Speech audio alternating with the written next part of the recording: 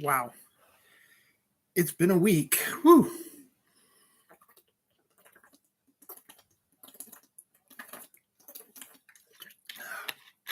Drive me to drink. Hi, welcome to a brand new episode of Dylan Knows. I'm your host, Dylan. It is Saturday, September 10th.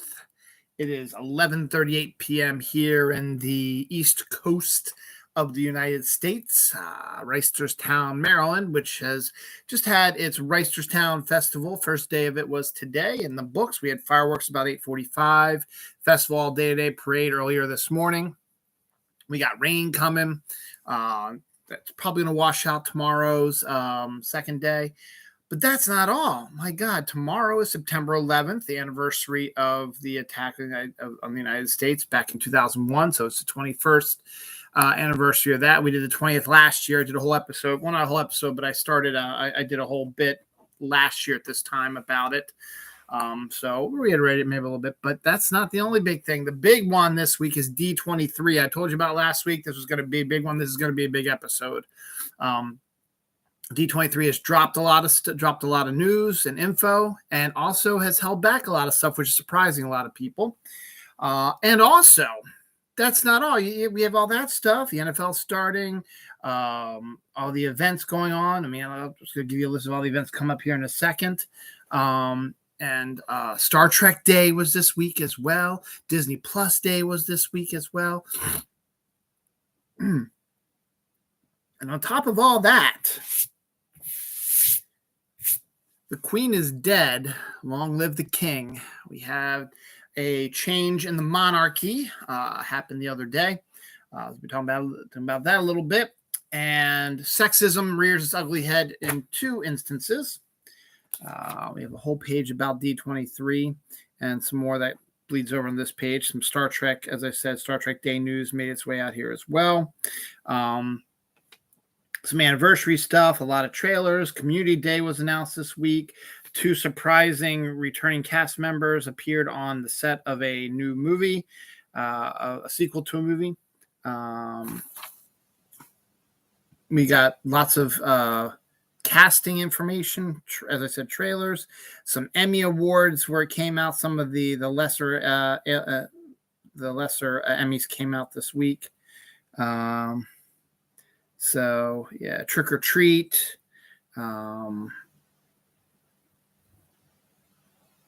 Vampires. 109-Year-Old Woman. Attack on Titan has some stories. Teletubbies is up for some news this week. The Harvest Moon was this week as well. So yeah, just a whole mess of stuff. So we're going to get right into it real quick because this D23 stuff is about as intensively as the San Diego Comic-Con was back in July when I had another massive episode. Now, hopefully, unlike that episode, this one doesn't get broken down in half. So let's just blow through this real quick. The NFL started this week, Thursday. This past Thursday was the opening night with the Super Bowl champion Rams hosting the Buffalo Bills, who all the pundits are saying is going to be the Super Bowl champions this upcoming year, projecting them to be the Super Bowl champions this year. And you won't believe what happened. Everyone thought the Rams were going to come out and dominate. They're defending Super Bowl champions. But as with most Super Bowl teams, the inevitable Super Bowl hangover affected the Los Angeles Rams, and they got decimated by the Buffalo Bills. It was like 34-10 or something like that. So Buffalo Bills came to play. They're looking like they are who they're supposed to be. And then we have the rest of the NFL coming out tomorrow, with the exception of the game on Sunday. Now, the big story about week one here, besides it being week one, is the QBs getting revenge on their former teams. First up, in my neck of the woods, the Baltimore Ravens are going to start the season away against New York Jets in the Meadowlands. And they will not be facing rookie phenom Zach Wilson. No, they'll be facing a familiar face. Zach Wilson's backup is one Mr. Joe Flacco, who I still consider to be one of the best Baltimore Ravens quarterbacks in history, despite what our stupid Baltimore sports radio people talk about. He has got the nod since Zach Wilson is injured. Joe Flacco will be playing the Baltimore Ravens on Sunday. Now, an interesting fact about Joe Flacco to continue to prove how great he is. He is only one of could potentially be one of only about 3 or 4 quarterbacks who have beaten every team. Joe Flacco has beaten 30 of the 32 teams. He has not beaten the Ravens because he spent most of his time with the Ravens, so you can't beat yourself. Well, you can, but not like that. And then when he went to Denver, they didn't play the Ravens. And then we went to the Jets, they didn't play the Ravens. So now it's his chance to see if he can beat. So if he beats the Ravens on Sunday, hopefully he won't, unfortunately, though I'd like to see him get the record, but not at the expense of opening day of the Ravens. So that's going to be a tough one for me. He also has to beat the Chargers, I believe, and the Jets are going to be playing them on New Year's Day, which more than likely Joe will not be playing that day. So don't look like he's going to do it, but that's all right. Next up is Russell Wilson, who got traded to, I guess he signed a free agency with the Denver Broncos, will be taking on his former team, the Seattle Seahawks, on Monday Night Football. Russell Wilson is also a quarterback who's beaten 30 of the 32 football teams in the NFL. Seahawks, obviously, he hasn't beaten because he's been on that team forever. He plays them later. Denver plays them on Monday. And then I think the other team is, I don't know. Regardless, I think they play them. So Russell Wilson also has a chance to do that also. Now, who's the other team that there's also a team that plays every bird team this year. Ravens, Falcons, Seahawks. I feel like I'm missing a bunch. Because you are. Regardless. And there's one team, I forget who it is, that if they beat all of them, I think it's New Orleans, actually. The New Orleans Saints, I think, play them. Play every bird team this year. And I don't think any team has ever done that before. So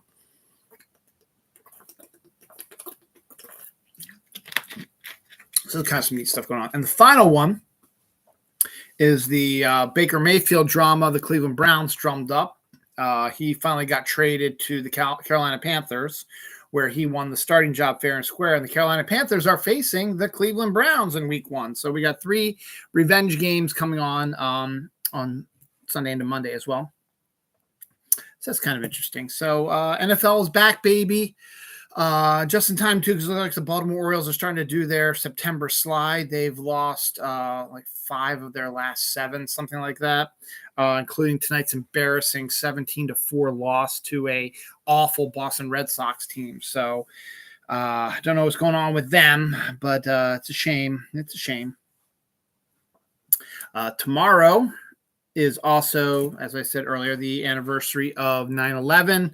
I already talked about 9/11 in depth last year. I'm not really going to go much of a difference, but it is a time of reflection and remorse, and it's going to be raining here on the East Coast. And honestly, I don't remember the last time it rained on 9/11, to be honest.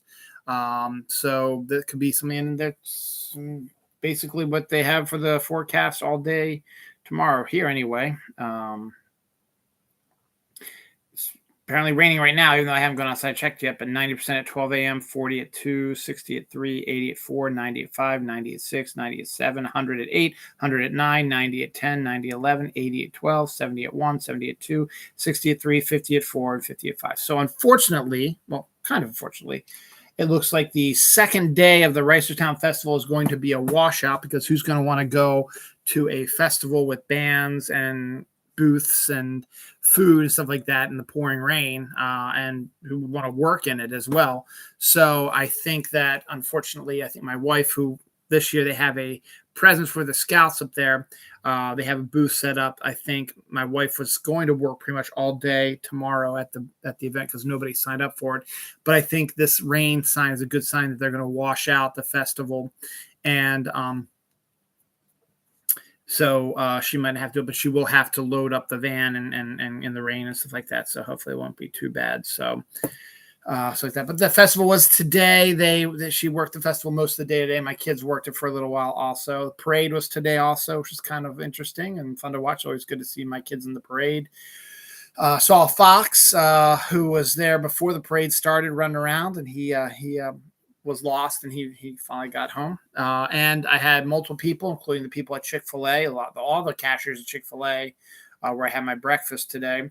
A couple of people in the parade, and the guy at the liquor store today mentioned how much they liked my Steve Harrington shirt, The Babysitter. So I figured I'd wear that today and get everybody's take on that. So they enjoyed that too. So another good day. I think unfortunately, the festival will be washed out tomorrow.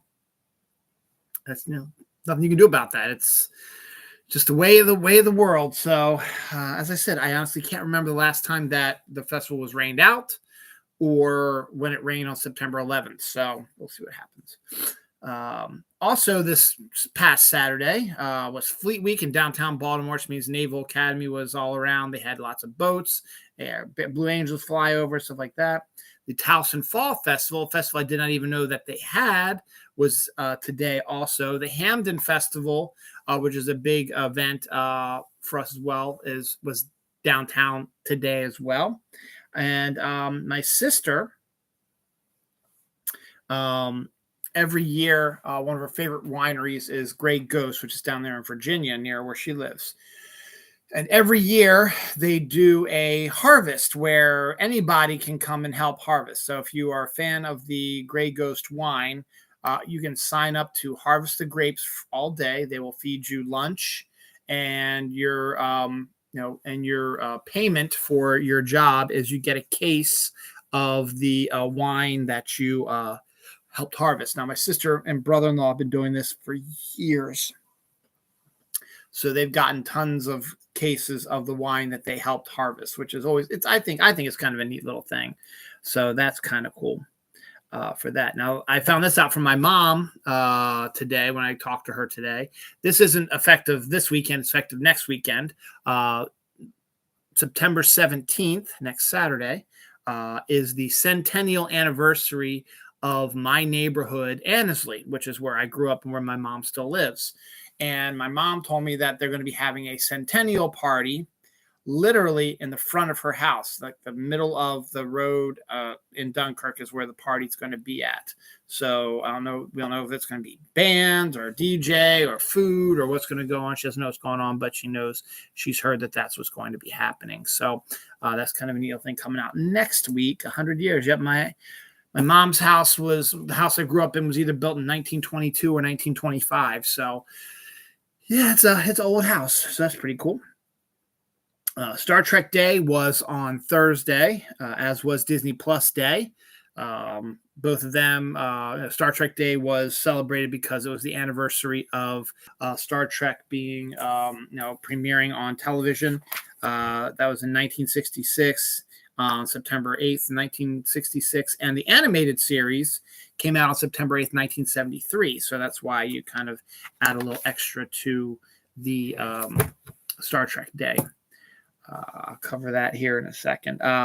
Some college football news that was surprising. My nephew, I should say, went to Appalachian State. Now, Appalachian State, as you recall, is one of those football groups that can stand up to the big boys. They beat Michigan in an opening week game where they weren't supposed to win. Last week, they had that insane UNC game where they lost 63-61. In a massive shootout. UNC is a pretty good football team. And then App State went up against a ranked team because they give them $1.2 million to come play them, because for the ranked team, they feel that App State is just sort of like, preseason for them as a team that they can easily beat and looks good on their resume, stuff like that. Well, number 6, Texas A&M, they thought, this will be a cakewalk. Appalachian State, it's a small little school, doesn't happen. Nope. Appalachian State came out, played, and kicked number 6 Texas A&M's ass in football today. So number 6 Texas A&M got beaten by Appalachian State. And number 8 Notre Dame, who's 0-1 going this game, got beat by unranked Marshall today also. So 2 upsets in college football, pretty big, massive ones. The number 6 and number 8 teams in the country got beat by unranked teams. So those 2 will probably be out of the top 10 probably in next week's top 25 countdown. So we'll see what happens for that. Let's see what happens. The new Spirit Halloween movie trailer came out this week, promoting the movie that's based on the Spirit Halloween stores, which you should start seeing popping up really soon. So that movie's coming out soon. They had a new trailer this week. The Handmaid's Tale, which has been running on Hulu, is getting ready to start a 6th season. Its 6th season will be its last. So The Handmaid's Tale is going to be leaving Hulu after the 6th season. I'll probably wait till maybe midnight to this one. Anyway, I was going through my Facebook and I happened to come across the Nintendo Switch page, and they had a game that I guess came out, but I never saw before, that drew my attention, called Cthulhu Saves Christmas. And I was like, oh, that sounds kind of interesting. So I took a look at it. It's a okay looking game, but Cthulhu Saves Christmas is just a weird sort of thing to call video game. So I find that kind of interesting as well.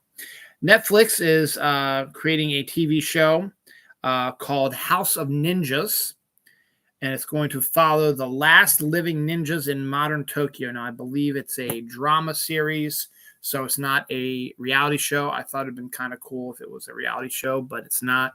But it's probably going to be based in some reality, kind of a little bit, because there are still ninjas kind of in Tokyo. So good on that.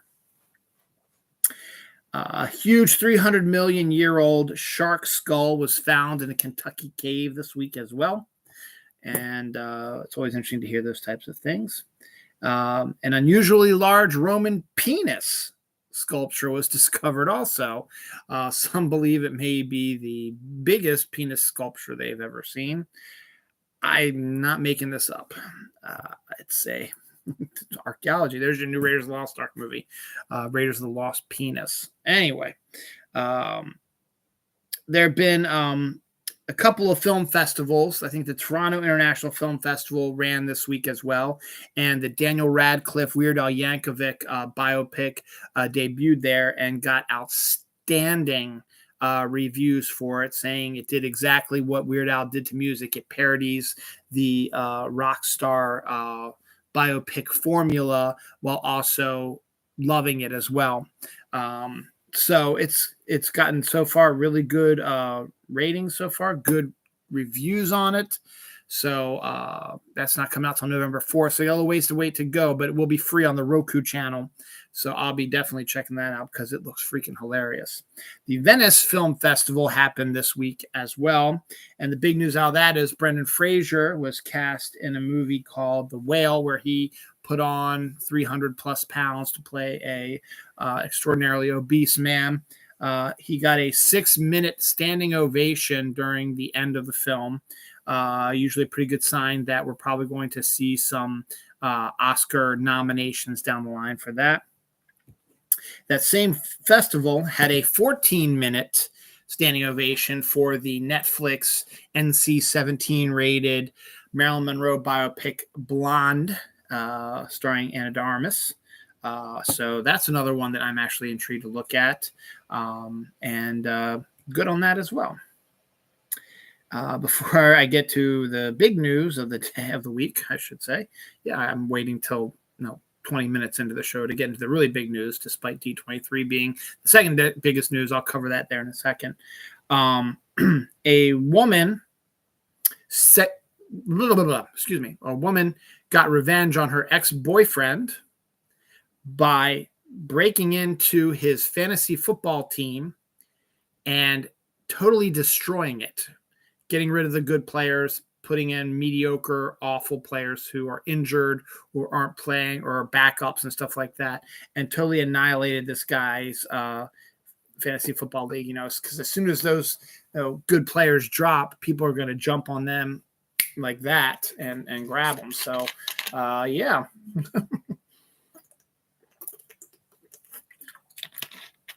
Better than carving your name into the side of his car. So yeah, I guess it's about time to cover the really big news of the week. The Queen is dead. Long live the King. Queen Elizabeth II passed away on Friday. It was Friday. Yesterday, I think. Yes, I think it was yesterday. At the age of 96. Maybe no, it was Thursday. It was Thursday, I think.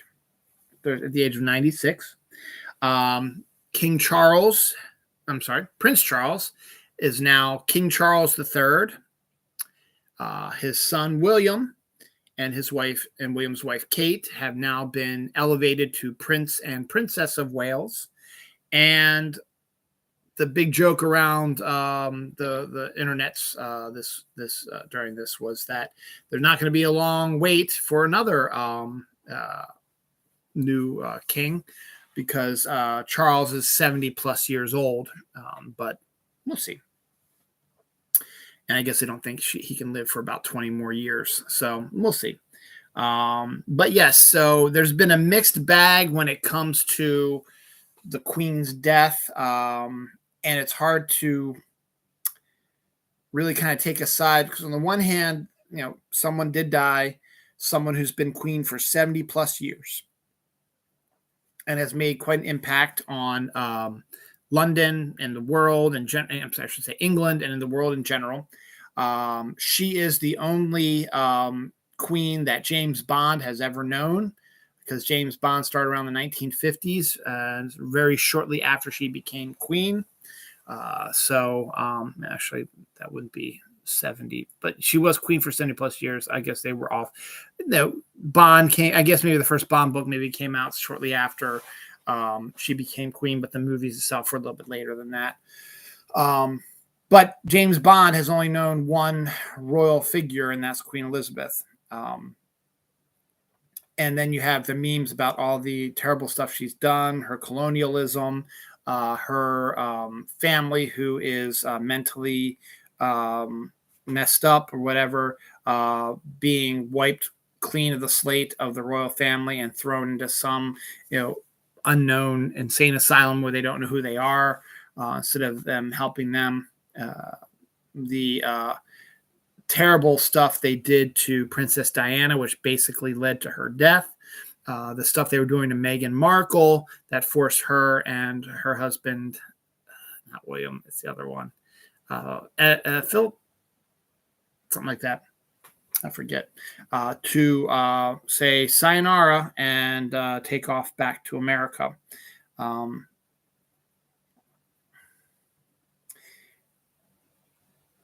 Charlie Cox confirmed Born Again is a reboot. Okay. All right, well, we'll cover that in a little bit. So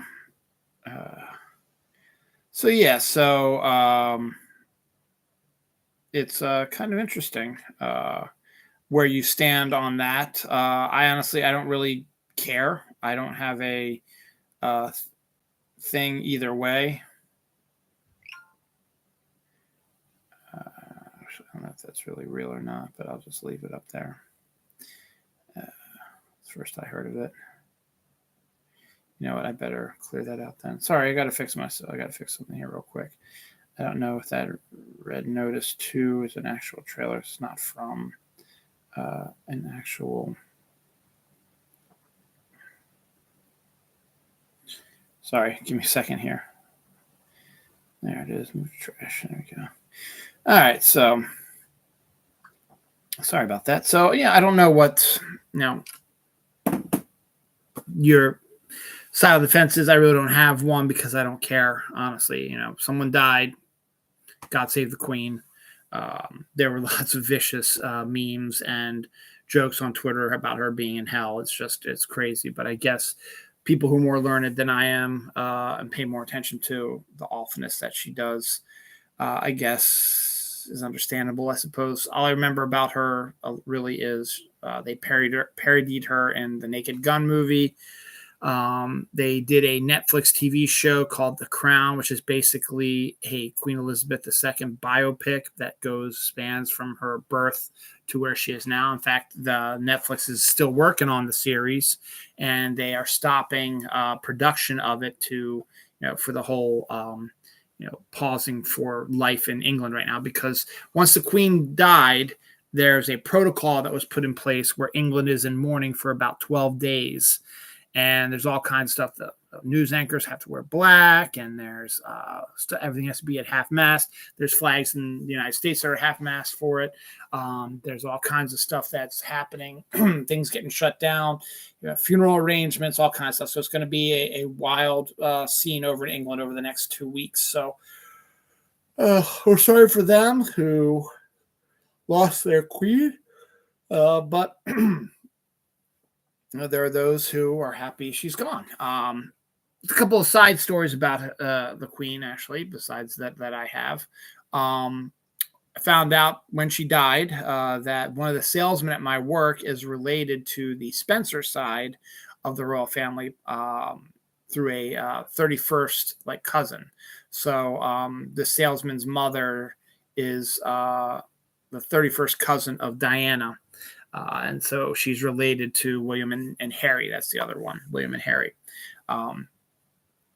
So that's kind of an interesting little thing. And second, another friend of mine from the internet, who I will not name names, but she told a story about when she was in England, she almost got hit by a limousine while crossing the street legally.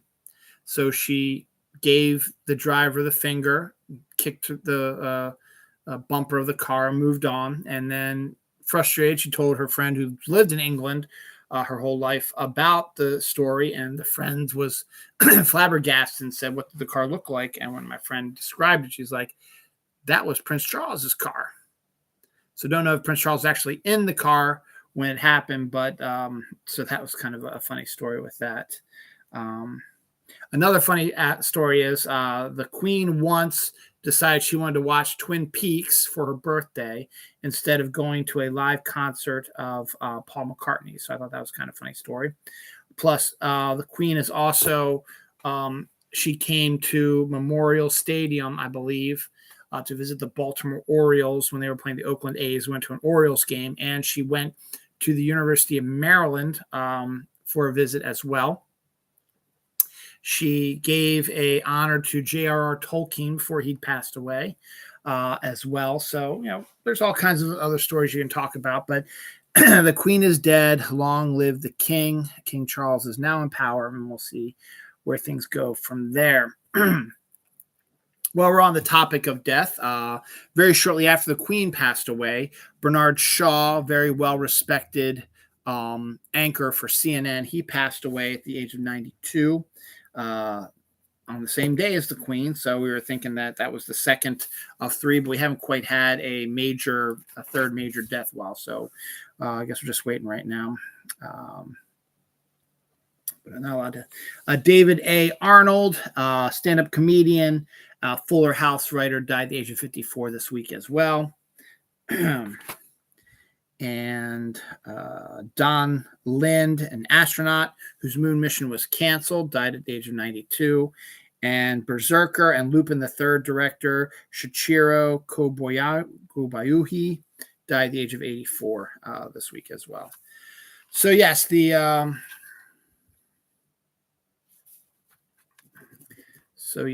so it is a lot of stuff going on there, death-wise. Anniversary-wise, so 30th anniversary of Voltron this week. Voltron was one of my favorite cartoons growing up, and it's one of my wife's favorite cartoons. My favorite band, REM, released their album New Adventures in Hi-Fi in 1996. Now, this album is fairly well, is an interesting turning point for REM.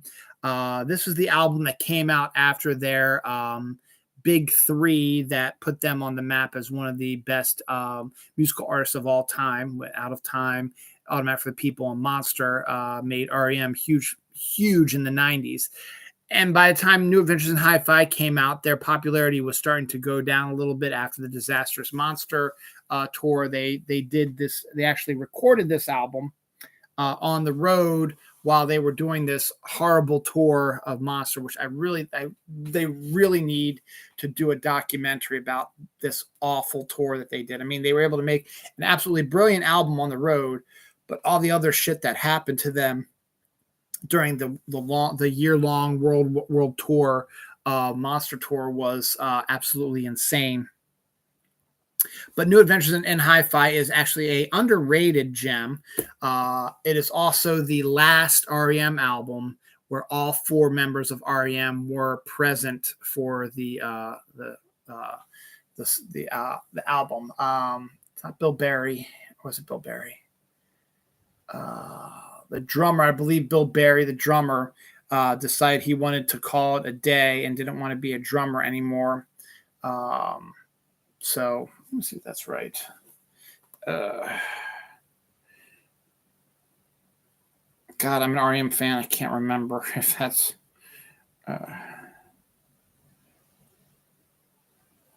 Yes, Bill Berry. I called it right. Yes. So Bill Berry was the drummer for REM, and Peter Buck was the guy I was thinking that it was. Okay, Bill Berry was the drummer for REM who had an incident during this Monster tour, and after the tour, he's like, you know what, guys, I'm done. I really don't want to do this anymore. He said, I'm gonna leave it up to you. Now, we've said before that if one of us left, we were all gonna leave. We also said that, in 2000 we were going to break up, and that didn't happen either. But that's before this. But they said, do what you guys want to do. I'll back you either way. So Peter, Mike, and Mike sat down and talked about. Said, I think we still have a little bit more in us. If you don't mind, we'll finish out our WB contract. And Bill's like, cool, man. See you on the flip side. And he left. So REM went from 4 members to 3. And the album they did after that, Up, was absolutely awful. But then they started getting, and then around the world, around the sun was also kind of a rough one also. But they started to even themselves out a little bit, and they got better as they were getting closer to the end of their lifespan. And then they called it a day. Been almost 12, 13 years now. Anyway, New Adventures in Hi-Fi is a much underrated album. It's outstanding. It's really well done. And it is the last true REM album. And that came out in 1996 this week. I kind of remember because I was still working I had just started working at the bagel shop, actually, December of 96. Right? No. I was still working there because I started in the winter of 95. So when this came out in 96, I played it over and over again at work. So that was good. 2 big things came out on the same day, I believe, in 1993. A actually pretty good Quentin Tarantino movie that he did not direct it. Only one of 2 that he wrote that he didn't direct. This one, True Romance, and From Dusk Till Dawn is the other one that he wrote and did not direct.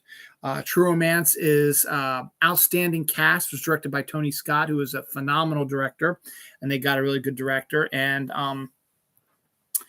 Quentin kind of wanted to direct it, but he had just done The Reservoir Dogs, and he hadn't really made a name for himself yet. So the movie companies were not prepared to really let him have the keys to this, even though it was his work. He actually wanted to make this one the Pulp Fiction movie where it was told out of order. Instead, they got Tony Scott to come in and work his magic, and they had the cast of Christian Slater, Patricia Arquette, Brad Pitt, Val Kilmer, oh God, Gary Oldman, Christopher Walken, what's his name? Blue Velvet, and Speed. Let me get up Speed. I'm going to kick myself when I find out. Dennis Hopper was also, cast in this as well. It's just an amazing cast in general, and just outstanding. And it's actually a really good movie. And the X-Files, a TV show, debuted in 1993 this week as well. I was in college when it debuted, and I watched the debut episodes, and it became one of my favorite things to do. And soon after, I got a bunch of friends to come in and watch it with me as well. So that's kind of good. Other anniversaries is my D23 page. D23, D plus D23, D23, Star Trek Day. Beetlejuice, the cartoon, came out in 1989. The Police Academy animated series came out in 1988. I don't remember the Police Academy one, but I do remember the Beetlejuice cartoon. It was actually pretty good. Psycho came out this week in 1960. That was 62 years ago. The Price is Right debuted in 1972, which makes that, 50 years old. So Price is Right is 50 years old this week. Dread, one of the best comic book movies out that nobody ever watched, with Carl Urban, is 10 years this week. 3:10 to Yuma, a great remake with Russell Crowe and Christian Bale, was 15 years old this week. Heathcliff, one of my favorite cartoons I watched as a kid, debuted this week in 1984. The 30th anniversary of Batman, the animated series, came out in 1992, was this week as well. Love the Batman animated series. Watched that after school every day. Even when I was in high school, I still came home and watched it after school. And the most recent anniversary, It Part 2, came out this week in 2019, only 3 measly years ago. Before I get into D23 news, let me just get into a little bit of sexism talk. There's been a lot of blowback recently about She-Hulk, which is an outstanding TV show. And for people who feel embarrassed by She-Hulk twerking with Megan Thee Stallion, and just the general crazy sexiness of the show, saying the character would never act this way, shut the fuck up. You need to read the comics, because this is exactly what would happen in the comics. And they're saying stuff like Stan Lee would be rolling around in his grave. No, Stan Lee is the guy who created Stripperella with Pamela Anderson. So yeah, I don't think Stan Lee would be rolling around his grave. I think he'd wanted to be there the day they filmed the twerking scene. And on top of that, they're all like, did Tony Stark die for this in the MCU? Well, I have my issues with Tony Stark. He sacrificed himself, but he didn't have to. And that's a whole nother ball of wax. Let me just say, Tony Stark, his death was what ruined Endgame for me, not because it was sad. It's because it was maddening, because the fact that he told the Hulk to keep everything as it was and not bring everybody back before Thanos did the snap, which would have been a lot smarter, then everybody would still be alive. But no, he had to be selfish, because he had such a great time with his daughter, not knowing or not thinking that you could have those same times again with your daughter again. You'd still be alive, and you'd be able to watch her grow up, you dumbass. But he would be gladly watching this. He'd be paying to watch that type of stuff happen. Hell, She-Hulk's had sex with Tony Stark before. So don't give me all this bullshit about stuff. You don't know anything. You just hate seeing a strong, powerful woman, because you're a bunch of weak, pissant little Republican a-hole, fucking toxic asshole Snyder bro boys who are stupid as fuck, can't even get a date, and have this high, think that women should just be used for sex and porno.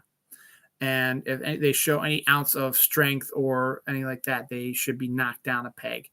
grow the fuck up, you dumbasses. It got me thinking though, because of this stupid reaction that these assholes are having. It made me think, and maybe I missed this, and maybe it's been covered in other stuff as well. But to me, you know how the Hulk is the embodiment of anger for Bruce Banner. I think She-Hulk's the embodiment of sexuality for Jennifer Walters, because you got to remember, Jennifer Walters was kind of a mousy sort of career woman who didn't need no man and was just thinking about her career and her life, which is fine. But she was sort of pushing her urges for sex down underground. And so she when She-Hulk was created, she brings out her sexuality, because She-Hulk is well known to be having sex with multiple people, likes to sunbathe nude, jump rope nude. There's a scene in the comic where all the heroes are sort of in hot springs and she takes off all her clothes to hang out with them. So I think She-Hulk's the embodiment of Jennifer Walters' sexuality, much like how the Hulk is the embodiment of Bruce Banner's anger. So that's just my 2 cents worth. And I'm sure it's probably been covered by people smarter than me. But that's just my 2 cents on that. Now, the other sexism thing I want to talk about this week is the Olivia Wilde movie, Don't Worry, Darling, that came out. I think it's going to be, coming out this week, this upcoming week. And all the stuff that's been coming out about this high drama is going to cause it to fail. And everybody's going to go, see? They're not even going to take a look at it. So someone collected all the drama from this movie and put it in one place. So I decided I was going to take a look at it and see what the big how do you do about it was. After reading it, it's like it's much ado about nothing, and it's all due to the fact that Olivia Wilde is a powerful female who made a ridiculously fantastic film as her debut film, and she decided she wanted to make this one as her next film. She wanted to focus on female empowerment and sexuality, and that's where the problem started. First up, she cast Florence Pugh, who is great. I love her. But Florence Pugh was going into the movie with one belief, and when Olivia Wilde was filming it and turning it into something else, into more of a sexual sort of thing, Florence Pugh was not happy about that, and her and Olivia Wilde have butted heads multiple times. So it's been so bad, so much so that they can't stand each other anymore, really working with each other anymore. Florence Pugh is skipping out on the pressers due to the fact that she's working on Dune 2, which she is, but it's an easy excuse for her to not have to do these pressers and stuff like that and say anything good about Olivia Wilde and stuff like that. So they did that. Next up, she cast Shia LaBeouf, which is the one thing that I have an issue with. Shia LaBeouf is a mess. You shouldn't have cast him, Olivia. But other than that, it's your decision. You're the director, and who knows? He's pulled off a pretty good role in that one movie he did about the Down syndrome wrestler. So Peanut Butter Falcon, I think is what that was. So maybe he could do a good job. But Shia LaBeouf as a person is a fucking lunatic asshole. And sure enough, he brought that fucking sicko-ness to this set, and he and Florence Pugh just clashed as well because they were supposed to play lovers, and he was just being a total dick to her. And Florence Pugh, already pissed off at Olivia Wilde, didn't want to take this with that. So she was able to convince Olivia Wilde to fire Shia LaBeouf. Yet Shia LaBeouf comes out afterwards and says, "I never got fired. I quit." He says, I got text messages that prove Olivia Wilde wanted me to come back. And he brought up some text messages. And sure, maybe she did send them to him and they weren't fabricated. But she's also the director, and that was her decision to cast him. And she wanted him in the role. And she would try to work something out with Florence Pugh. Now, if her and Florence Pugh maybe weren't butting heads, maybe they would have been able to work something out. But they didn't. But in the end, you're gone. And you just are just piling on because that's the cool thing to do now. So you need to cast somebody else. So she went and cast Harry Styles, who is the flavor of the month musician right now. And Olivia Wilde is married to Jason Sudeikis, And during the filming of this movie, Olivia Wilde had an affair with Harry Styles. Now, I'm not condoning that, but again, that's none of my goddamn business. It's her business. I don't know the story between her and Jason. I don't know if they were already having issues, but everybody loves Jason Sudeikis from his Ted Lasso character. They can't,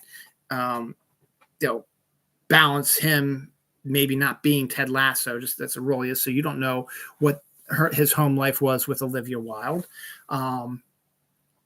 And, Harry Styles, there's somebody I follow on Facebook who's actually right now at the Harry Styles concert. Maybe it's over by now, but the Harry Styles concert. And she was all like, I'm not going to, back Olivia Wilde because I don't like her, but I'm going to back my boy Harry Styles. It's like, see, you don't get it.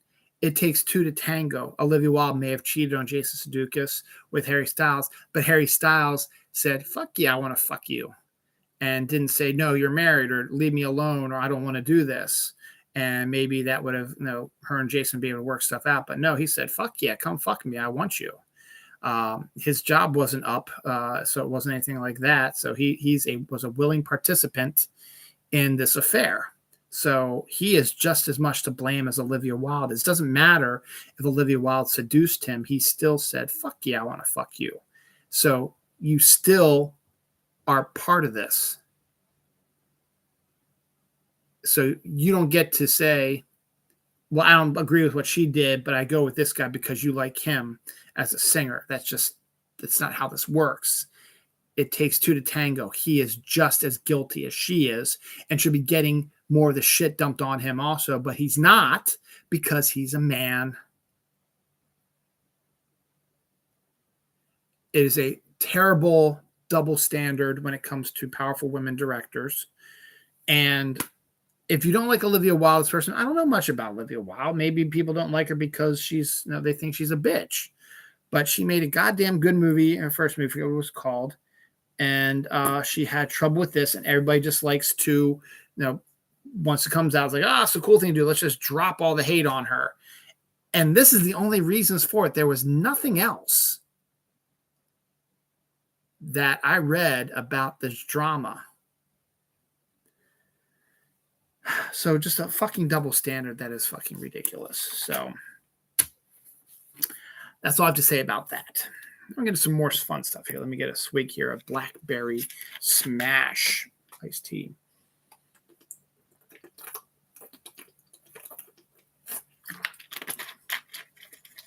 And it's officially September 11th.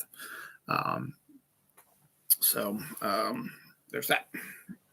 NFL starts in about 13 hours. So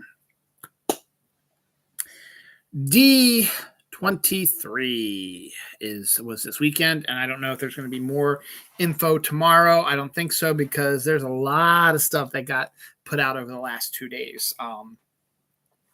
Video game related, Disney related, Star Wars related, Marvel related, and even a little Avatar stuff thrown in there because Avatar is technically part of Disney now as well. Go figure. Anywho, I have these in no order. This is just stuff that the articles that just came up. So I'm just going to throw them all at you. There's no order. So this is all the stuff that is released on D23. Here we go. I said I was just going to start from the beginning. It's like, it's not as exciting, but it's first up, let's just cover this real quick. James Gunn came out and said, we're not going to release anything about Guardians of the Galaxy 3 or the Guardians Christmas special, which I find kind of odd because it's due to come out this Christmas, and I think we should at least have gotten a teaser about it. But no, we didn't get it. So James Gunn's like, yeah, you got nothing on this, so I'm out. So no Guardian stuff came out about this. Second, they announced the director of Fantastic Four, which is the most unsurprising news, really. Matt Shankman has been in talks for the last few weeks. I talked about it on my show a couple weeks ago. He is officially now signed on to direct the Fantastic Four. But who's going to be cast in it? No idea. the rumor was they were going to announce the cast at D23, but again, it's one of these stupid websites that you probably shouldn't have trusted who said this. So guess what? No casting news. Could it come tomorrow? Absolutely, but I highly doubt it. So we'll just start at the top. Now, I guess those are just things to jump out there and throw things at you. So first up, National Treasure, Edge of History, the TV show based on the hugely popular Nicolas Cage movies, got its first trailer to get to see kind of idea what the story is and see the characters. And it looks like an interesting, fun adventure film or adventure TV show. Making it into a TV show might be a little much because that's what made National Treasure such a great movie, was the fact that it's a fun, nonstop adventure film, and having it be a TV show spanned over 6 episodes, whatever, could be a little bit of slow things down a little bit. But if it's a big enough story, I guess it could be pretty good. The Santa Clauses, the Tim Allen TV show based on his Santa Claus movie trilogy, got its first trailer with a huge guest star. And spoiler, Peyton Manning shows up in a funny little bit there. But then we also see a bunch of other stuff, and we see the cast members, and we can see David Krumholtz's elf in there as well. And apparently, I think I saw this article, and I didn't check. I watched the trailer, but I didn't watch it close enough. Apparently, Scott Calvin's son, Eric Lloyd, who is the actor who played it, is also in this as well, even though it was said that he wasn't going to be in it. So we'll see. Mandalorian Season 3 trailer was released this week as well, with a extra dose of Baby Yoda, which, absolutely, Baby Yoda is the huge draw for it, but Baby Yoda seems to be the center of this trailer. Some interesting little aspects as well. Sticking with Star Wars real quick, the final Andor trailer just got me even more interested. It's an outstanding looking trailer. Looks very epic and got me really excited about this show now. So I was excited about it, but now I'm a little bit even more excited about it.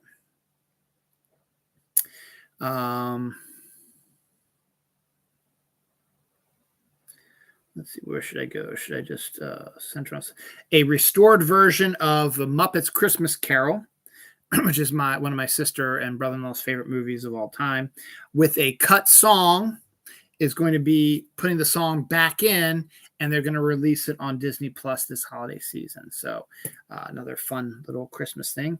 Jumping from Christmas to Halloween, Hocus Pocus 2's first full-length trailer was released this week as well. I never saw the first one, but this one looks kind of fun, and maybe I should check out the original one before I see this trailer. That also goes with the trailer for Disenchanted, the sequel to Enchanted. Enchanted came out 10, 12 plus years ago, back when Amy Adams still kind of huge about that, and James Marsden were kind of big deals, but now they're kind of okay. But Amy Adams and James Marsden are back, as is Patrick Dempsey as well.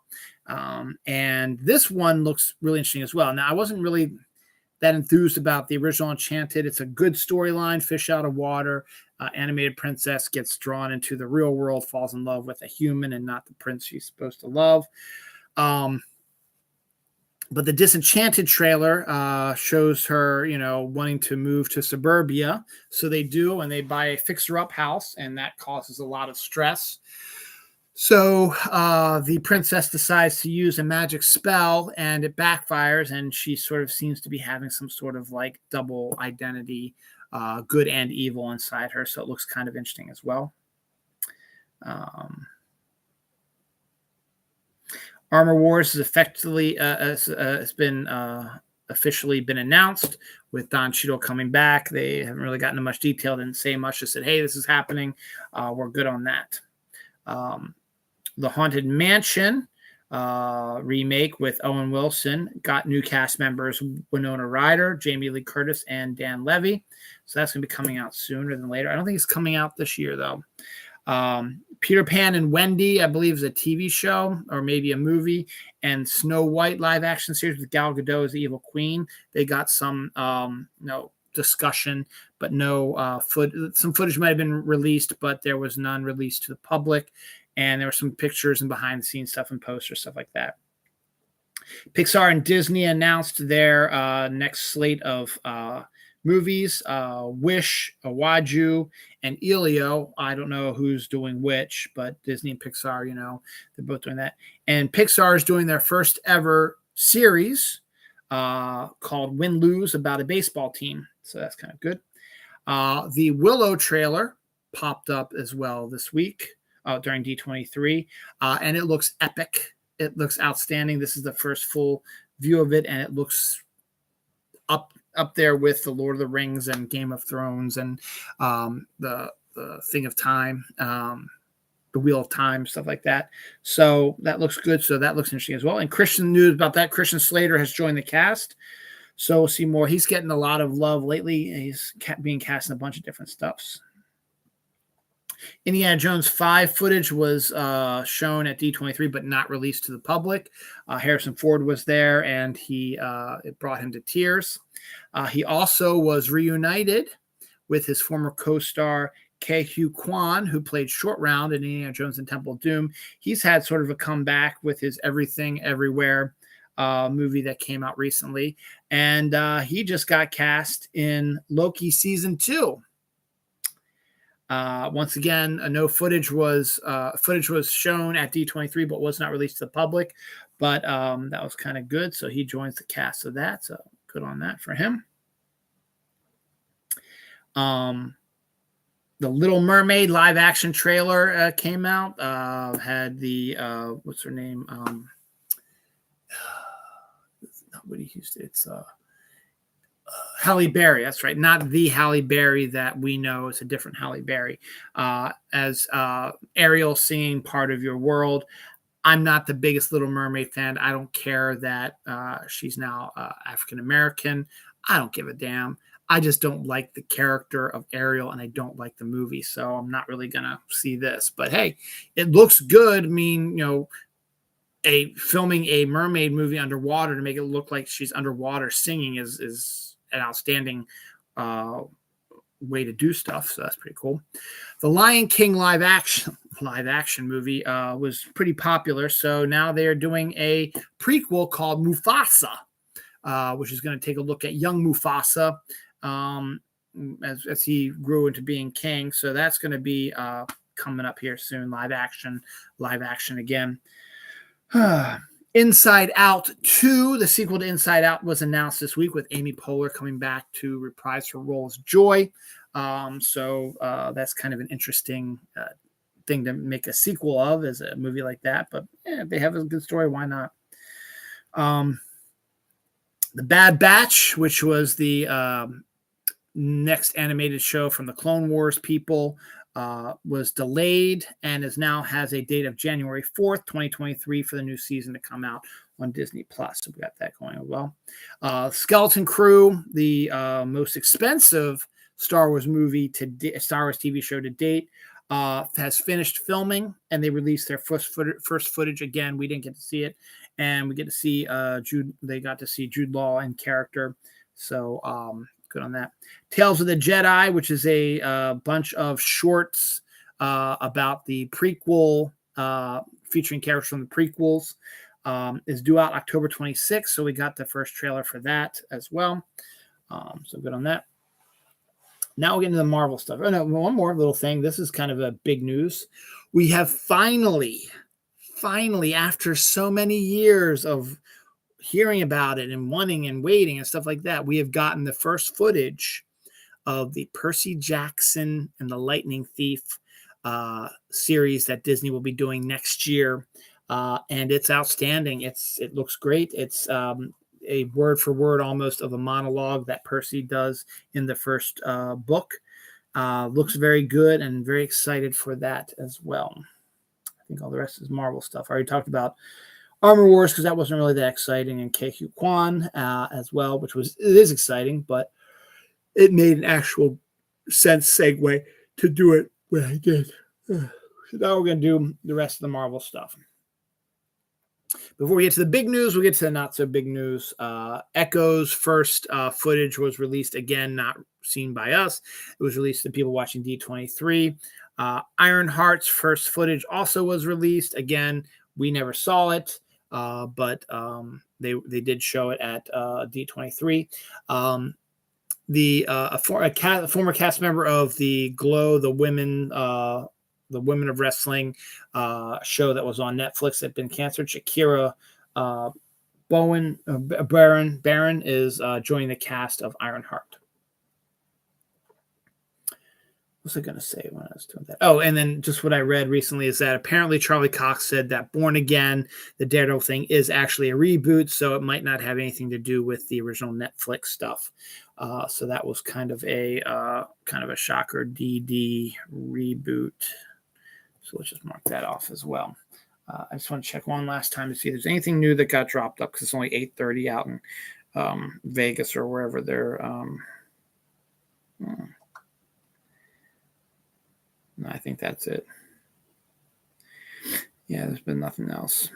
But yeah, the Harvest Moon is out there now. Actually, it was on Friday into Saturday, but it's out there now. So the Harvest Moon is out there now. So if it's not cloudy where you are, definitely check it out. All right.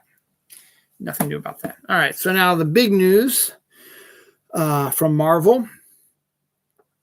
Well, the biggest news, Goose will be back with the Marvels. He's the cat alien thing.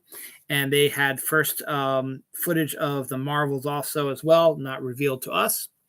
Ant-Man 3 also had footage shown at D23. Again, footage that we did not see as well, but they are there.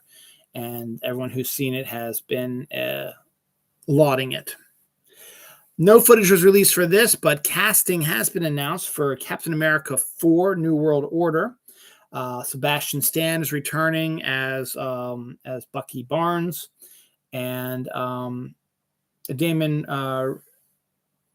Ramirez, who was in the Falcon and the Winter Soldier show, is reprising his role as well. He will become the new Falcon now that Sam is Captain America.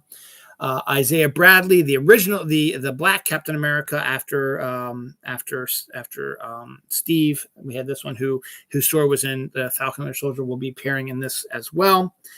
And we also got word that Sabra, an Israeli superhero that's been in periodic comics, but is a part of the Marvel universe, will be making an appearance in this as well. But the big news about Captain America 4 is who the villain is. And it's a villain who is usually going up against the Hulk. The leader is returning. I forget who the actor was. He was in Oh Brother, Where Art Thou? But in the Edward Norton Hulk movie, they set up the potential for a leader appearance later on in the Hulk movies, but he's never come. Tim Blake Nelson, that's what it is. But it never came to fruition. Well, now Tim Blake Nelson is reprising his role as the leader in the new Captain America movie. So go figure about that. So shifting gears to another thing where no footage was shown, but the cast was thrown, is Thunderbolts was, been rumored who was going to be in the cast about that. And for the most part, people nailed it just right. There's one character that isn't in it, that wasn't announced, and another that no one thought would be in it, but is. So here's the cast of that. Julie Louis-Dreyfus's Val is going to be like the liaison, the leader of it, the one who's going to be running the show. Florence Pugh's Yelena is coming back as her Black Widow. She will be the leader of the group, apparently. She will be joined by Sebastian Stan's Winter Soldier. I don't know if they're going to delve into his history with Natasha, or are they going to make him and Florence Pugh be the love birds, which would be an intriguing take on stuff, because Black Widow and Winter Soldier did have an affair. It was Natasha. But with Natasha not being in the picture anymore, having Yelena there and having them start a relationship is kind of intriguing. So we'll see how that works out.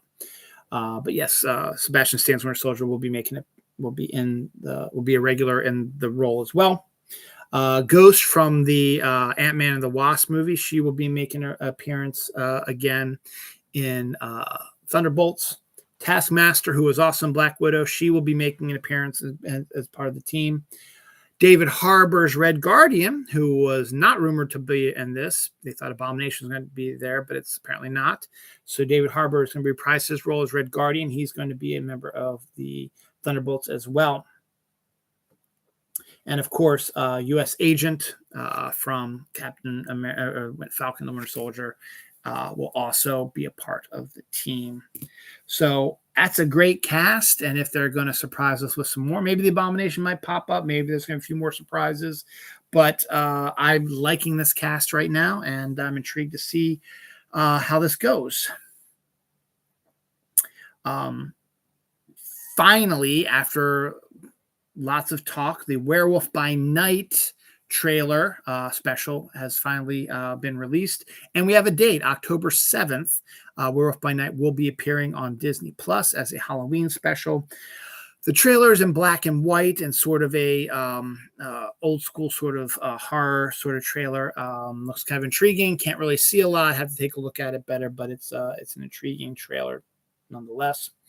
The Secret Invasion trailer has also been released. It is very dark. It looks like it's going to be a darker show than people might have been expecting. So that's a good thing. So that's everything on the D23 page here. I got some more D23 stuff on this side here. American-born Chinese trailer came in late today before I was doing the show. That's based on a graphic novel, actually, but it's a pretty good one, and the trailer looks outstanding. That looks like it's going to be a great show, I believe. I think it's a show, not a movie. Oh yeah, the National Treasure Edge of History show, which I talked about. The trailer appeared. Will be debuting on December 14th with 2 episodes. This is more Disney Plus stuff. Tierra Incognita, a horror TV show on Disney Plus, had its first trailer, and Big Shot Season 2 about the female basketball team also gets its first trailer as well. Elemental first look, the new Pixar film coming out soon, where fire and water fall in love with each other. From the video game aspect, at D23, they announced an Avatar is getting a multiplayer RPG game. Captain America Black Panther game, where it's the 2 of them together, has been announced as well. And Niantic, who does Pokemon Go, is teaming up with Marvel to create a Pokemon Go-esque sort of phone game again, but with superheroes, sort of like Pokemon Go, but with superheroes.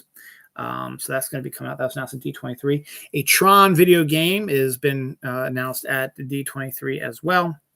And something that is not video game related, but is related to Disney. The Avengers campus is going to be expanding at Disney's California Adventure into a bigger spot. So we'll see more of that. And I think that's all of our Disney news right now. So that's really good. Speaking of trailers, we're going to switch gears here a little bit. Michael Palin, who's one of my favorite, probably my favorite Monty Python character, and has also had a great career afterwards, where he was a travel filmmaker who did documentaries where he did different travels. Like the first one he did was Around the World in 80 Days, which is based on the novel. He followed the same route as Phineas Fogg.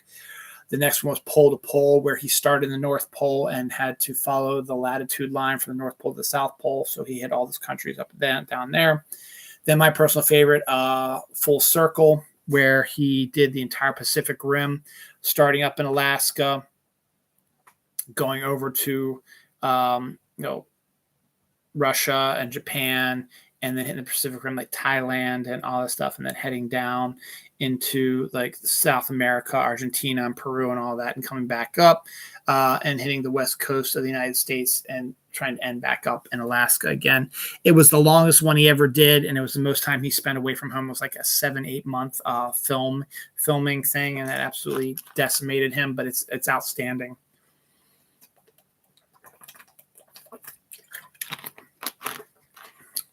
And he's done other ones since then. He did one about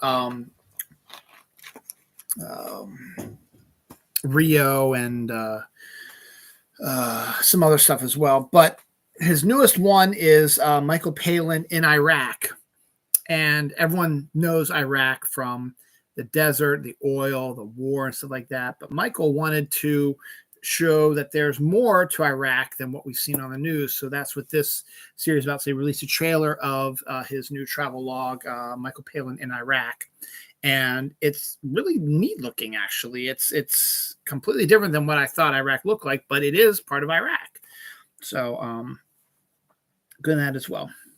CW continues to drop their Arrowverse stuff. So the last straggler was Stargirl. That is being canceled after its third season is revealed. So, and then that leaves us to Flash, who's got one more season left, and then they're canceled as well.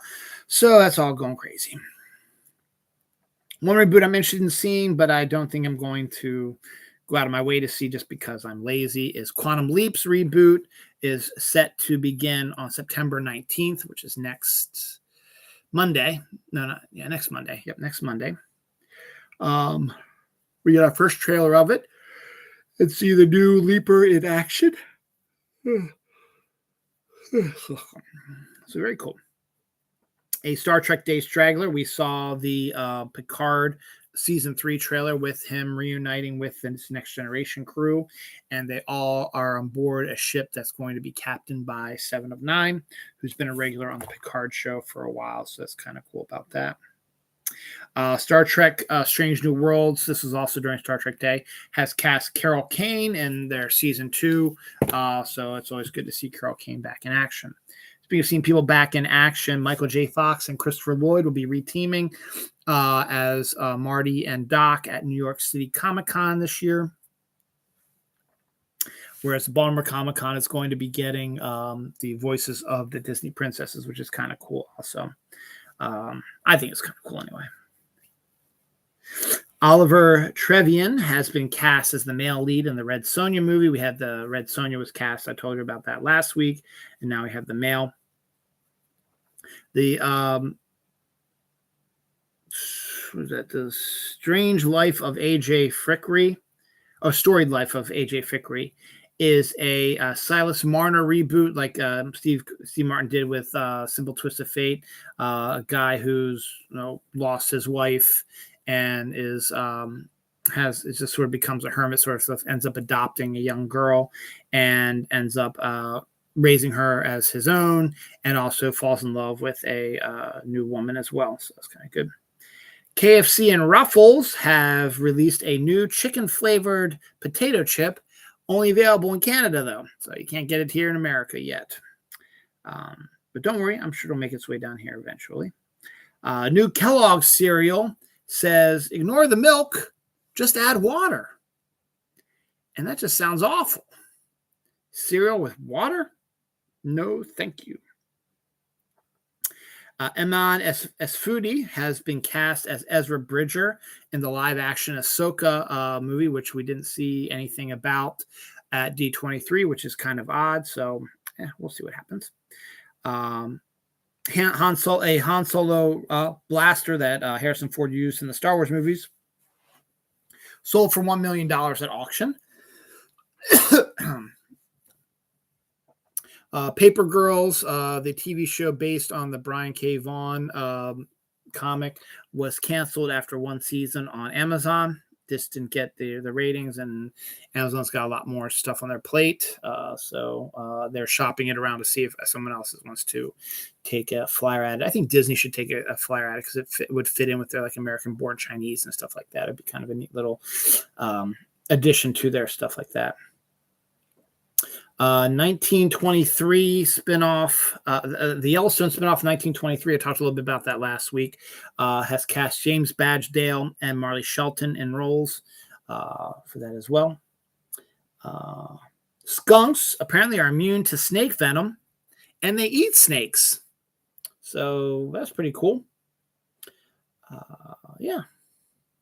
Researchers believe that they spotted a megalodon on their radar, but under further investigation, when they went out to the spot where they saw the radar, I think they were going to see a giant megalodon. It was actually a school of fish. So you're going to get screwed up here every once in a while. Some Halloween stuff. First up, the giant life-size skeletons that made a big splash last year have now been hidden all over San Antonio as part of a Party City scavenger hunt. So if you live in San Antonio, go to your local Party City, sign up for the scavenger hunt, and go see if you can find these giant skeletons. And maybe, just maybe, you might win one as a prize if you find all of them. I don't know because I don't know the rules, but I figure that would be a obvious thing to do.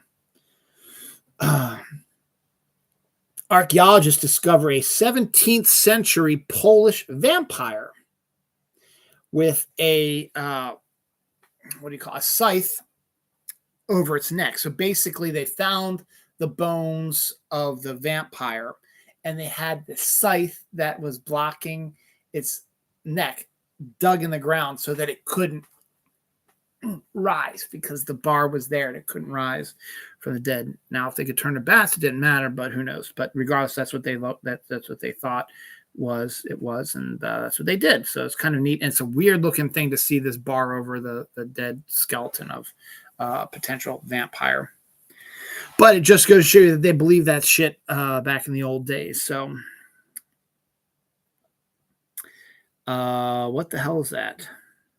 Oh, the new Black Adam trailer came out this week. Again, that's looking kind of epic to me also. I'm beginning to like that even more and more. I'm not the biggest DC movie fan, but that actually looks kind of decent. That's coming out October 21st. The Glass Onion trailer, the Knives Out 2 teaser trailer came out this week as well, showing some of the cast members and getting a general idea of what the story's about. So kind of interesting to see that. Speaking of Halloween, I thought this happened last year. I think it did, but if it didn't, this is some industry story. A man showed up on a Florida beach dressed up as Michael Myers.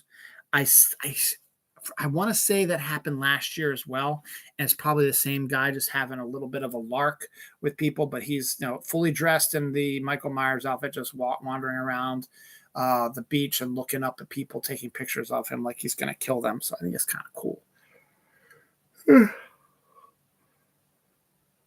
Gotta love Alaska. An Alaskan off-roader drove for 6 hours with a log as his spare tire. How the hell does that even happen? I guess, if the way you have it scheduled, it would roll across the ground, but there's a picture of it. It's not a made-up story. It's not an onion thing. There's an actual picture of someone who put a log in place of his tire and drove on it for 6 hours. Alaska's weird, man. Speaking of weird, Attack on Titan got a double dose of stuff this week. The Attack on Titan alcohol, which has been available in Japan, I think is making its way stateside. And the first shots of the Attack on Titan musical made their way out onto the interwebs this week as well. Kind of interesting. Now, I talked about how people were expecting the cast of Fantastic Four to be announced at D23 this week. Again, maybe today if they're going to be doing something else today, but right now all they did was announce the director, which everybody knew it was going to be him anyway, so it wasn't that big of a story. Anyway, one rumor that grew a lot this week with the anticipation that would be announced this weekend was that Jodie Comer would be playing Sue Storm, the Invisible Woman. Now, for those who don't know the name Jodie Comer, I know her from her role on Free Guy. She was the female lead in Free Guy. But she also did that assassin show for like 4 or 5 seasons where she was a lesbian assassin. And she got a lot of, good vibes on that one. So I think she's got the look, and she's British. So, the Brits usually play the best characters anyway. Tom Holland, Benedict Cumberbatch, so on and so forth.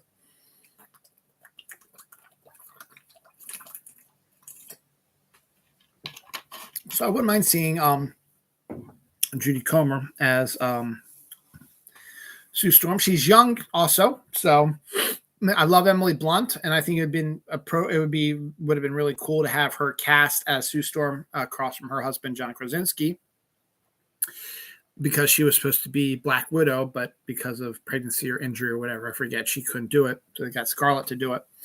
I think it'd be good to have her in there, and I like Emily Blunt, but I think she's a little bit older and maybe a little bit too old for the role now. And I think Jodie Comer would be the probably the appropriate casting. So we'll see. Speaking of casting, Catherine Keener, who was the female lead in 40-Year-Old Virgin and is also a indie darling, has been cast in Joker 2 in an unspecified role. So that's kind of interesting. Casting is getting kind of interesting for that. Samantha Morton and Ruby Slades will be leading the Burning Girl show for Paramount Plus. I don't know much about that, but there we go. Samara Weaving is going to be playing a 90s pop superstar in the movie Borderline. Anna Kendrick will be directing The Dating Game, a true crime serial killer thriller. I think it's going to be about, there was a serial killer who was on The Dating Game who was did not get picked, but if he would have gotten picked, he might have ended up making her his next victim, which wouldn't make much sense, but you know who did it for the most part. So I talked about Beverly Hills Cop 4 has been rolling at full steam over the last 2 weeks now. Well, photos came out this week of the return of Judge Reinhold and John Ashton to the roles that they made famous in the first 2 movies.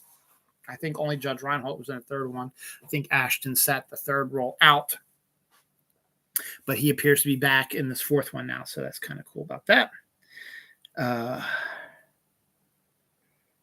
Bloom County Animated Series hires a Simpsons veteran to be their showrunner, so that's a good signs that that's going to be done and going to be in good shape. There is a CD out there of just 60 plus minutes of people meowing. Go figure. I'm kind of weird about that, right? The James Webb telescope spotted an alien planet with sand-filled clouds, which is kind of interesting. A mama bear and a baby bear were playing in North Carolina's backyard, and in a house in North Carolina is their backyard. Kind of interesting.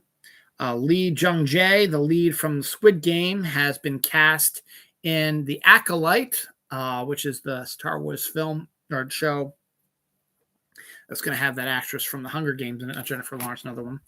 And they also cast J.D. Turner Smith of the as well has joined the cast of The Acolyte as well. September 23rd will be the next attempt of Artemis to launch to the moon. Hopefully it'll work there, because if it doesn't, I don't know what's going to happen after that. The Crown Pulse production, I talked about that already. A nuclear fusion breakthrough has created a temperature hotter than the sun on Earth. So go figure. Death for Hire is the new Ice-T, Arabian Prince, and Dr. Dre animated series. So that's kind of shame. There's also going to be a comic book that's going to be kind of a prequel to the animated series. So that's kind of cool.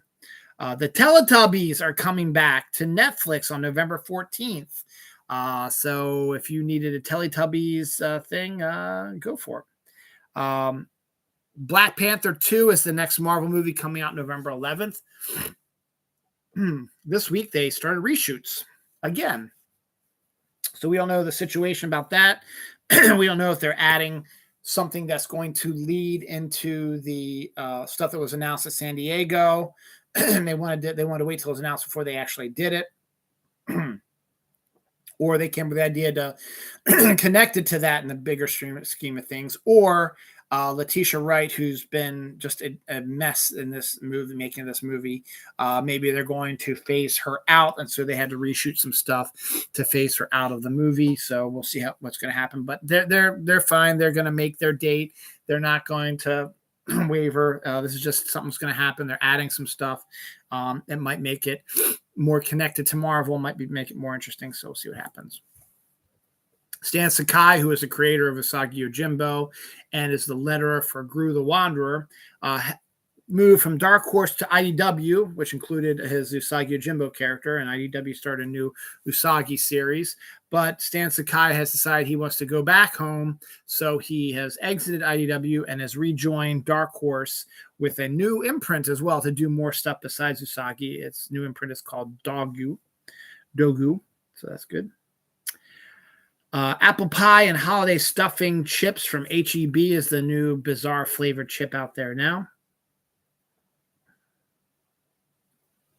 Interview with Vampire, new trailer came out. AMC is slowly becoming the Anne Rice channel with that and the Witch one. Honestly, this show isn't as interesting to me as the Witch one, the Mayfair Witches. So that's what I'm more interested in. Claire Danes, who's been out of the eye for a little bit, has been cast in Steve Soderbergh and Ed Solomon's new HBO Max series Full Circle. Don't know much about it, but they got a good actress in that, and she hasn't acted for about 2 or 3 years now since that one show she did for Showtime ended. Homeland, I think, was that one. Rag'n'Rolla was announced as the Pokemon for Community Day next Sunday, the 18th. Yay, I guess. Not the big deal, but it'll be different. I'm just looking forward to October and the Ghost Community Day and the Halloween event, stuff like that. Bunny show jumping is a thing. So if you have a bunny and you want to see show jumping, you can do bunny show jumping. That's kind of cool. Chest hair art is the newest thing. Let's see. I could probably do some. You can't really see it because of the there you go. If I cut a little bit out here and do some stuff there, I could do some artwork on my chest as well. But it's apparently the new thing now. Yeah, okay. If you say so. Whatever. Football season has officially will be starting in actually less than 12 hours now. The 1 o'clock games anyway. And Tom Brady, who I despise, he's been having a rough off season.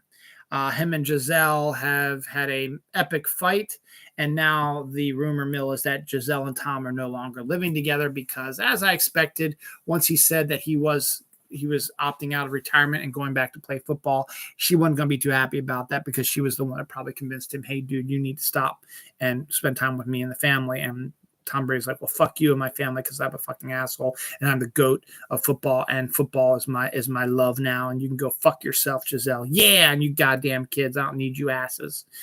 And then he realized that that's probably not a good thing to do, so he apologized, but then Giselle's like, fuck you, Tom, and boom, there we go. Now, I don't know if that's what happened, but seems reasonable, right?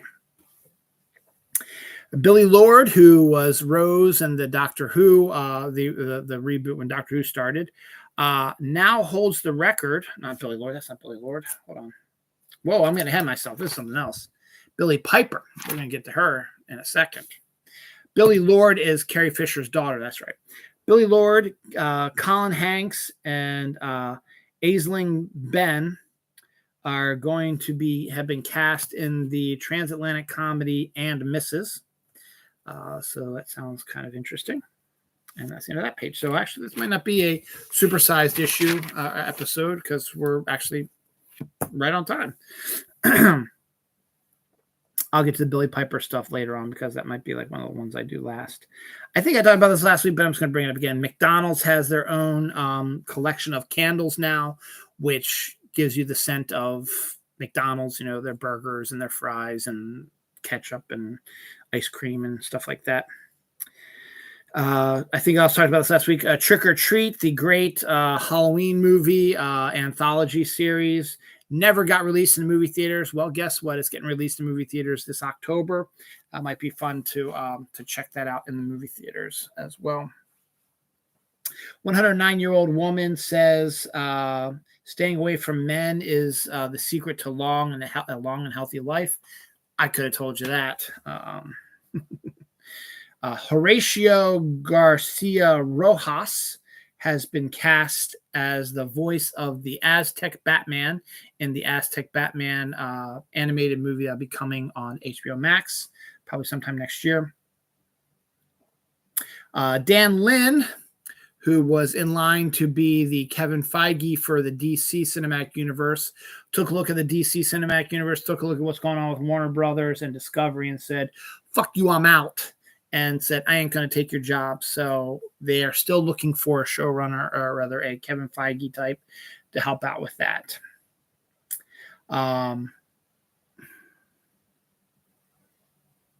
Nicolas Cage and Joel Kinnaman are going to star in a psychological thriller called Sympathy for the Devil.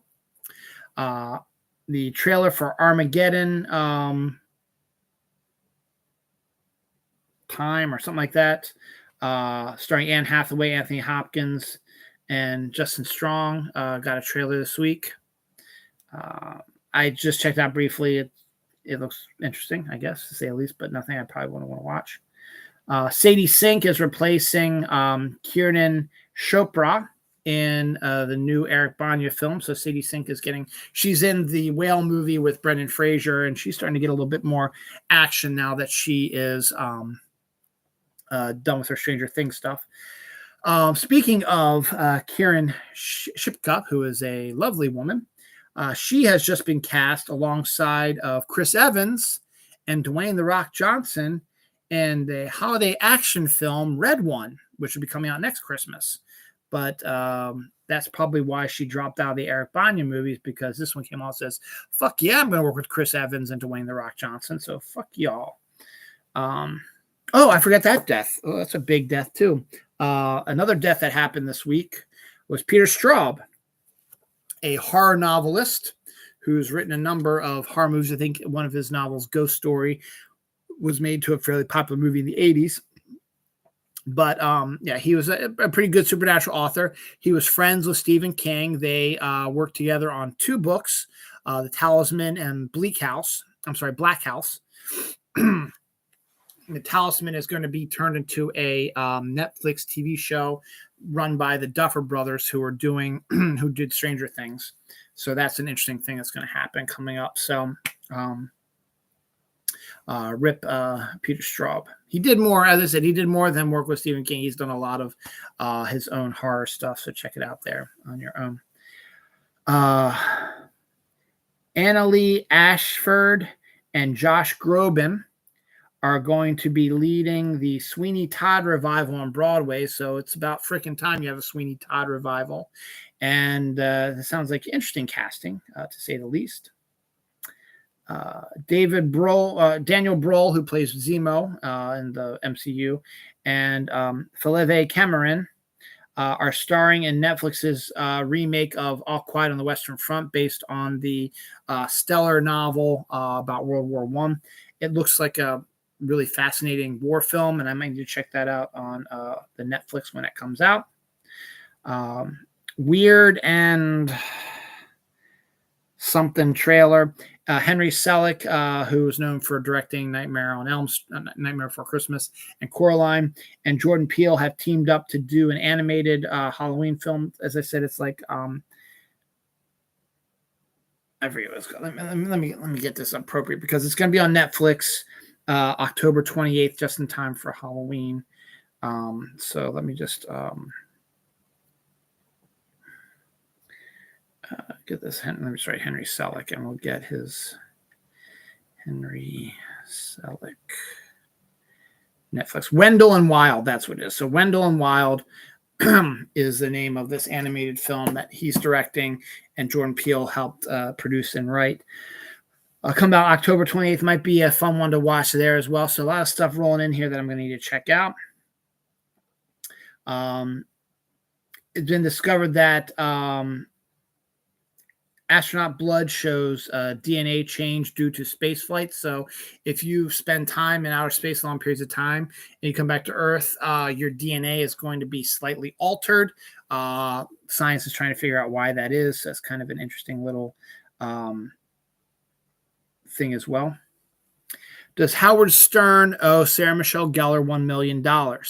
This goes back to September 1st. I think I might mention on my show a couple weeks ago. Anyway, I don't think I did, though. It was Sarah Michelle Gellar and Freddie Prinze Jr.'s anniversary.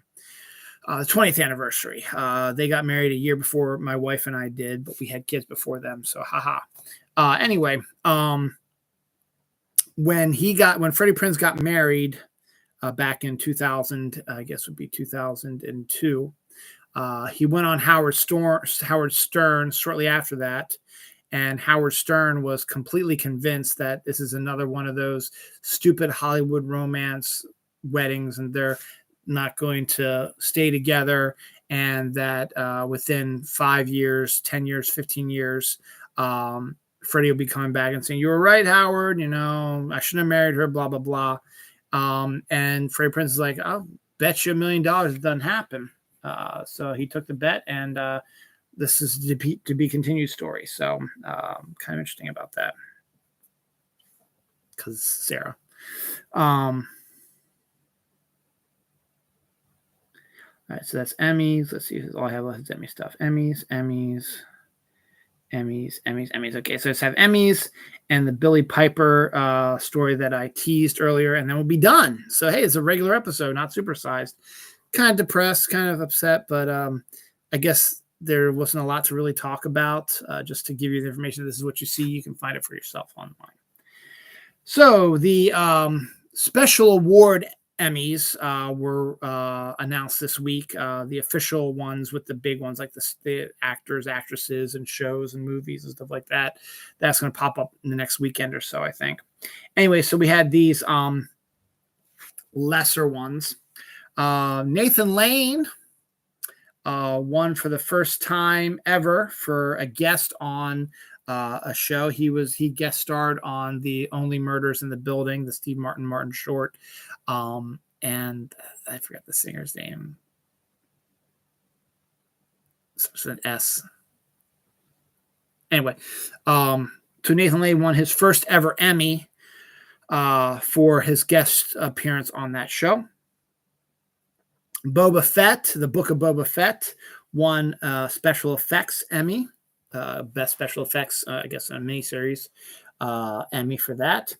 Moon Knight won best sound editing for his show. The design for Vecna, the villain of Stranger Things, won an Emmy as well for makeup. And Chadwick Boseman won a posthumous Oscar for Best Voiceover in an animated series. This one was on the What If, where he reprised his role as T'Challa. So those are your Emmy, the big Emmys anyway, that I'm interested in anyway. Finally, the Billy Piper story that I was teasing not too long ago. Billy Piper, the first Rose, who played Rose, the first new companion of the new Doctor Who, is now has the record for the longest solo sex scene on British TV. I don't know how long it was, but it's a scene of her pleasuring herself in her new TV show. And it keeps going and going. So by all means, check it out. If you want to see Billy Piper pleasuring herself, I wouldn't mind seeing that, or pleasuring her, but that's besides the point. Anyway, so that's it. I thought it was going to be supersized. It ain't supersized, son. A little disappointing, but that's okay. I got done at a reasonable hour. I was thinking I was going to get done till like 2 o'clock, but that's good. So we're going to end that. Next week's episode, after this week, who knows what's going to happen. But we'll have the results of the NFL. We didn't watch She-Hulk or Lord of the Rings this week because it's been kind of busy. So we'll do the reviews for that next week. I don't know if there's anything else really blowing through. It'll be the last weekend of summer, I'll tell you that. So, dumbass. Next weekend is my big weekend. It's my anniversary weekend. The 15th, September 15th will be my 9th year doing this show. And I will be doing a Spider-Man show on the 18th, I believe. And the 17th is going to be just a regular show that I do all the time. So, I got to get cracking on that. So I got to do my Spider-Man one. So, so the 9th anniversary of my show coming up on September 15th of this week. And I think that's about it that's going on. as of now, it's all that I know that we've got coming up. Probably have the first week's results of the NFL and also reviews of She-Hulk and Lord of the Rings. Other than that, I got nothing. So I'm out there. Enjoy the rest of your weekend. Enjoy the first week of NFL football if you're an NFL fan. It just said it's raining now here in the East Coast, so I'm assuming the Restaurant Festival is going to be a washout. I hope it is, so my wife doesn't get extraordinarily exhausted and have to work all day. And we just have a nice day at home. And football, starting out here next week. And then always remember, never forget September 11th. That's it. I'm out.